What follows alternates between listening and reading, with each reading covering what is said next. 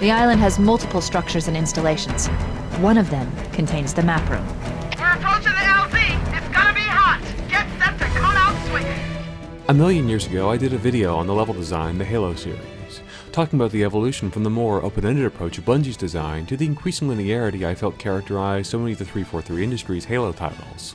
At the very end, I cast an optimistic eye towards Halo Infinite, and since its release, I felt honor-bound to talk about it. How does this game, that went through hell to get out the door, match up against the impossible expectations placed upon it? Hope this works, because it's as good as it's gonna get. It's close enough. It better be. I'm getting out of here. So there's been a fair amount of talk about how Infinite breaks on the tenets of the series' combat design, mostly centered around the grapple hook, and while that's totally true, it's hard not to marvel at all the applications of this new power. Busted, but fully explored. With so many AAA titles, there's a kernel of an interesting idea that's explored for a few minutes before being dropped, but that's not the case here. I originally had a much longer section written out, but all I ended up doing was diluting the simple joy of this new addition to the gameplay, blending combat and traversal into one seamless action and never restricted behind invisible walls or surfaces you can't climb.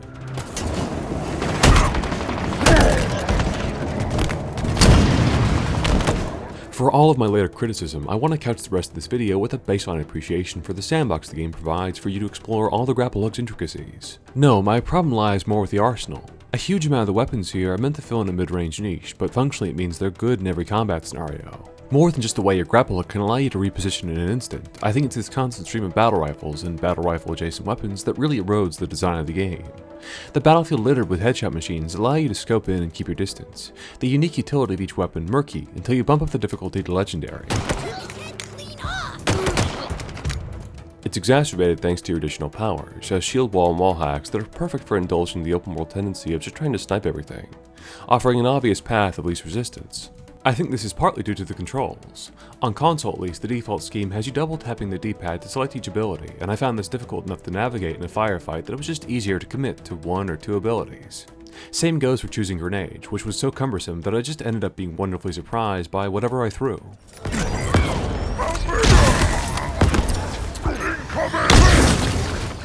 Most importantly is the way you can stay flush with ammo thanks to the constant opportunities to resupply, making it easy to play out the bulk of the game exactly how you want. It ends up robbing some of the hostility from the world when you're otherwise so spoiled for choice. One of the ways that the older games would sometimes push you out of your comfort zone, make the world feel that much more dangerous, was by putting you in long stretches where you wouldn't have ammo for your comfortable UNSC weapons. And that came with some interesting decisions. Try and get as much value out of them for as long as possible, potentially leaving yourself out of ammo in a firefight, or trade them out for some slightly more unwieldy but far more pervasive alien tech. After all that, the sense of relief upon finding an assault rifle or shotgun was palpable. That's the kind of reaction Infinite misses out on. There's an inspired enemy called a mule, a grunt who's carrying a random assortment of weapons, which is a really clever way of resupplying players when you're deep in enemy territory, but they're rarely home to the kinds of game-changing moments that you might expect, as you can happily resupply at nearly every point of interest on the map. That's why I think these changes doubly hurt the game, weakening both the variety of the combat encounters and making the apparent desperation of the characters never really connect. How can the UNSC be that badly weakened if you can constantly ferry in tanks and rocket launchers? It's worth noting this has probably been balanced around the co-op mode that was delayed at release. You only need to look at how FOBs have spaces for 4 potential players to realize that the abundance of weapons and ammo was probably meant so that anyone jumping in could play without the constant need to micromanage their inventory. This could well be a decision that's vindicated with time, but I do wish the single-player resources had been scaled down to encourage the more guerrilla playstyle the opening hints at, and that I found more gratifying to engage in. To the game's credit, there's a great example of this partway through when you crash land on a banished outpost and have to disable some anti-aircraft guns. Yep, this is death.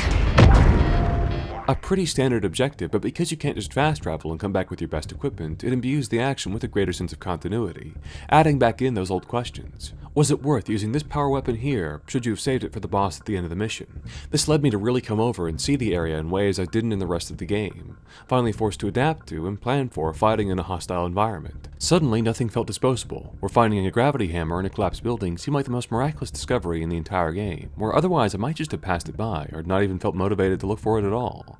The whole section offering a glimpse of how well the game could work, removed from the more extraneous open-world systems. I also want to be clear, for as much as I've harped on about it, I don't want the game to only be the grapple hook and the weirdest weapons. A comment that's really stuck with me is from GoofyGog's video, How Competition in Games Lets You Express Yourself, where she notes, As a designer, having an idea of what your fun zone is perfectly normal and great, but oftentimes I find the true measure of a game's depth is how far it's willing to let me drift away from its fun zone and play like a fun-hating, boring dumbass. Give players challenges to overcome, incentives to do cool shit, and yeah, maybe it's a good idea to cut down on easy, optimal strategies. But be a little loose with it. Give people the room to surprise you and make their own fun. That's what self-expression is all about. So axing all the other powers and weapons would really betray the agency innate to an open world, but I think a light touch could have made the game markedly more interesting. I mentioned cutting down on the amount of strewn about weapons and the ability to resupply everywhere, but I also think that this push and pull could have been helped by the enemy design. More specifically, one type that feels noticeably absent.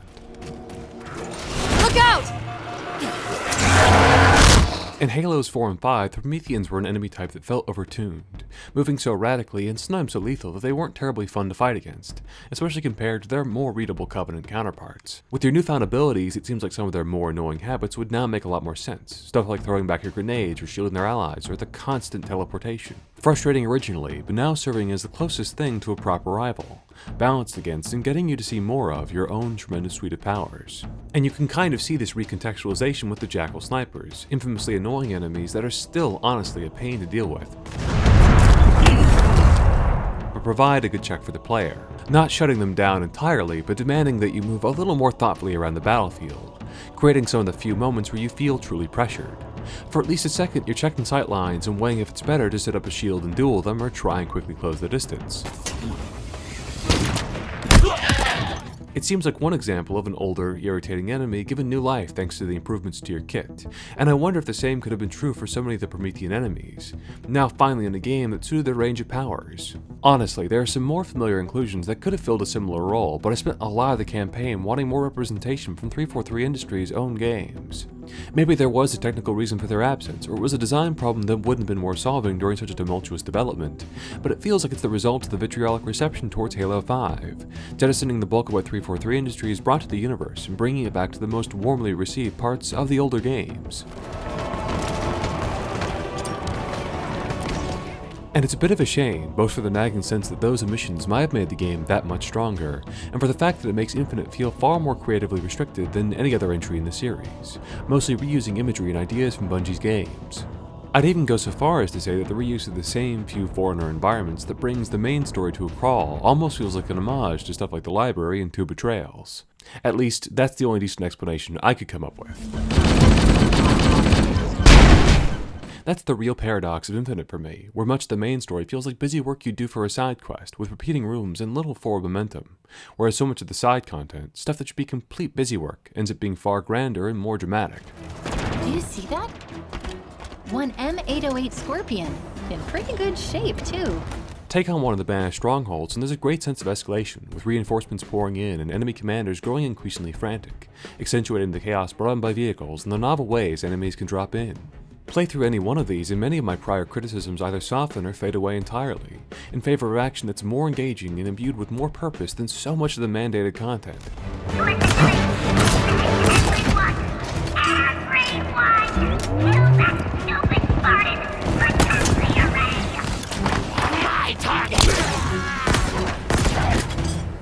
Even hunting for Spartan cores and rescuing UNSC troops has you seeing more distinctly authored areas, stumbling upon fissures that contain Forerunner artifacts or working your way through a small base wired with automatic turrets. While doing these, it was hard not to imagine a reorganized version of the game, where taking down the banished war machine was the explicit focus, instead of being hurried along to the nearest exposition combat tunnel every time you went exploring. Whatever the Endless is, I think we'll find out in that Forerunner structure.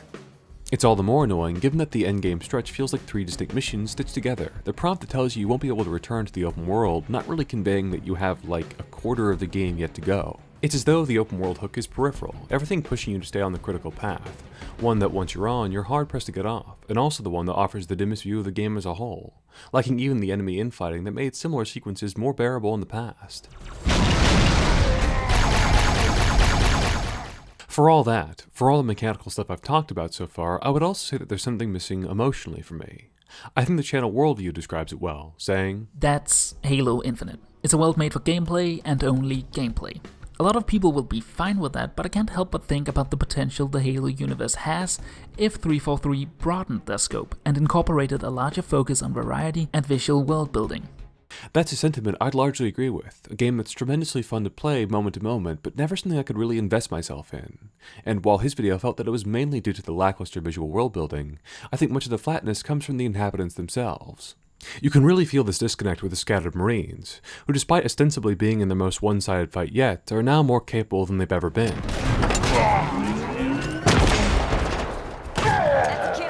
They've always been a nice point of reference for the Chief, but now they're so copacetic and superhumanly tough that it's hard for the events of the game to feel that dramatic. Get to the end of a firefight in Halo 3 and a bunch of your companions will have likely been killed in action, part of the last desperate fight for the universe. But here they seem pretty close to impervious. Watch your step.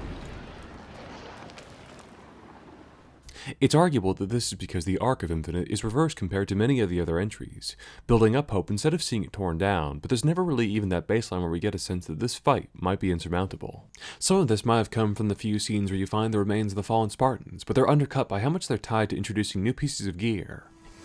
Chief, stop. How is that a Spartan? We need to find out what happened.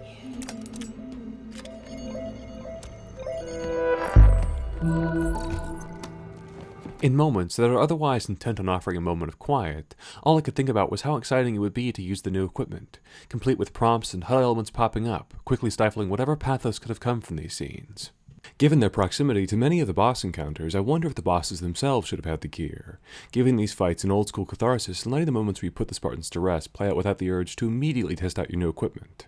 The one scene that really manages to connect is notably the one where you get the gear beforehand, giving it some much-needed space that the rest aren't afforded. I couldn't stop them. But you can. You have to. Consider it done. That's good. Good.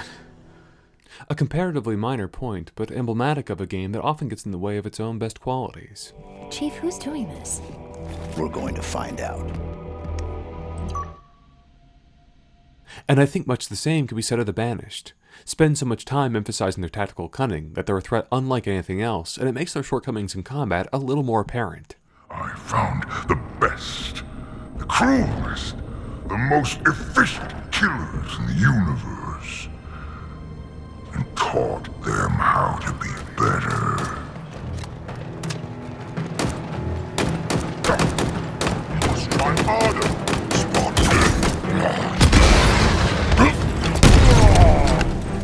While I think that the enemies of the older games were more engaging to fight, utilizing gear and offering a more sustained threat, there's also something to be said for the context. Religious fanatics and a brutal faction of warriors where victory meant dinner as much as anything else. Our food has taken cover!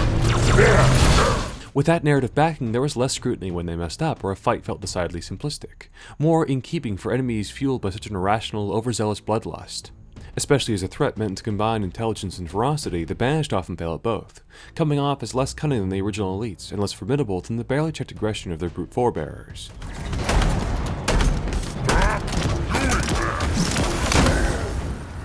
There are some qualities I really like though. Throughout the game you'll face enemies wielding UNSC weapons, rocket launchers and rifles that normally only your allies would use.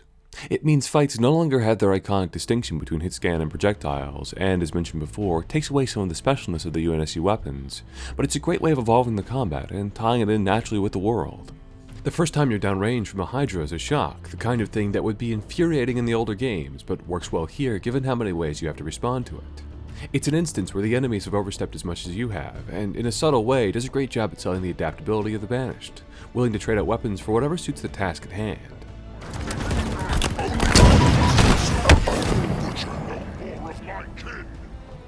And it's one of the many details that really sold me on the finale.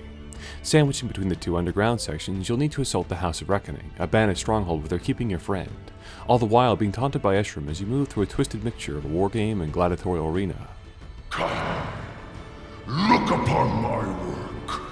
Understand why we won. In a game that so often suffered from linear repetition and the open-world quandary of trying to pace the experience for yourself, this is a much-needed shot in the arm. All the elements working in sync to create a sequence that rivals the best of the classic Halo levels. I There's the variety, with the assault on the compound itself giving you a number of ways to approach it, from tanks to circumventing the whole thing on foot, and having 2 back-to-back bosses that actually live up to their reputation, lethal and well presented.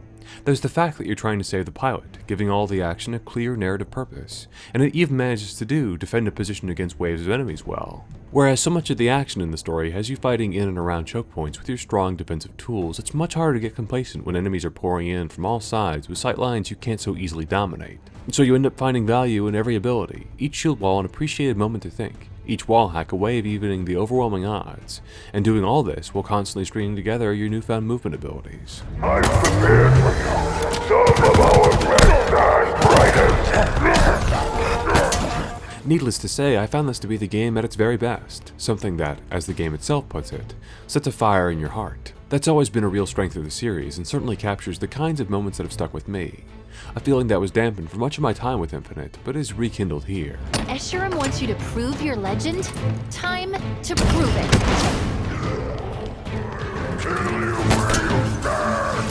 I don't know if there's an easy way for me to close this out. For all of my griping, this is some of the most I've enjoyed just messing around in an open world in years, and shows tremendous potential for the series going forward. I sincerely hope that this team builds on these foundations in a healthier development cycle, and, forgive me, gets a chance to make something with truly infinite possibilities. Thanks for watching.